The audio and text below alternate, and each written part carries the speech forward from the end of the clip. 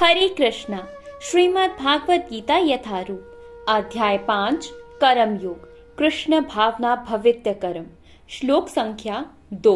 श्री भगवान ने उत्तर दिया, मुक्ति के लिए तो कर्म का परित्याग तथा भक्तिमय कर्म दोनों ही उत्तम हैं, किंतु इन दोनों में से कर्म के परित्याग से भक्ति युक्त कर्म श्रेष्ठ है।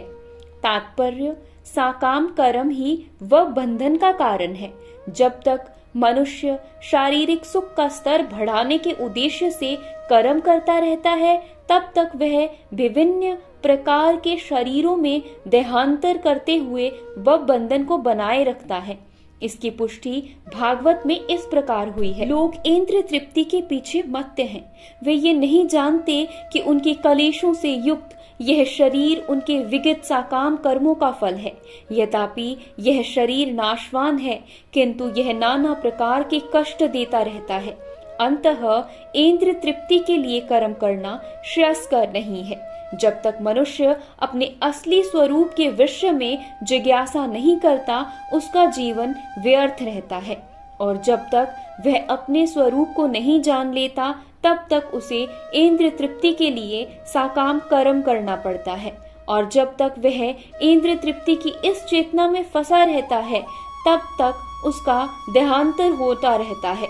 भले ही उसका मन साकाम कर्मों में व्यस्त रहे और अज्ञान द्वारा प्रभावित हो, किंतु उसे वसुदेव की भक्ति के प्रति प्रेम उत्पन्न करना चाहिए। केवल तभी वह बंधन से छूटने का अवसर प्राप्त कर सकता है। अंततः यह ज्ञान ही मुक्ति के लिए पर्याप्त नहीं। जीवात्मा के स्तर पर मनुष्य को कर्म करना होगा, अन्यथा बंधन से उभरने का कोई अन्य उपाय नहीं है। किंतु कृष्ण भावना भवित होकर कर्म करना साकाम कर्म नहीं है। पूर्ण ज्ञान से युक्त होकर किए गए कर्म वास्तविक ज्ञान को बढ़ाने वाले हैं। बिना कृष्ण भावनामृत के केवल कर्मों के परित्याग से बुद्ध जीव का हृदय शुद्ध नहीं होता। जब तक हृदय शुद्ध नहीं होता, तब तक साकाम कर्म करना पड़ेगा। परंतु कृष्ण भावना भवित्य कर्म कर्ता को स्वतः साकाम कर्म के फल से मुक्त बनाता है, जिसके कारण उसे भौतिक स्तर तक उतरना नहीं पड़ता। अंततः कृष्ण भावना भवित कर्म संन्यास से सदा श्रेष्ठ होता है, क्योंकि संन्यास में नीचे गिरने की संभावना बनी रहती है। कृष्ण भावनामृत से रहित संन्यास अपूर्ण, जैसा कि श्रील रूप गोस्वामी ने भक्ति रसामृत सिंधु में पुष्टि की है। जब मुक्त कामी व्यक्ति श्री भगवान से संबंधित वस्तुओं को भौतिक समझकर उनका परित्याग कर देता है, तो उनका संन्यास अपूर्ण कहलाता है।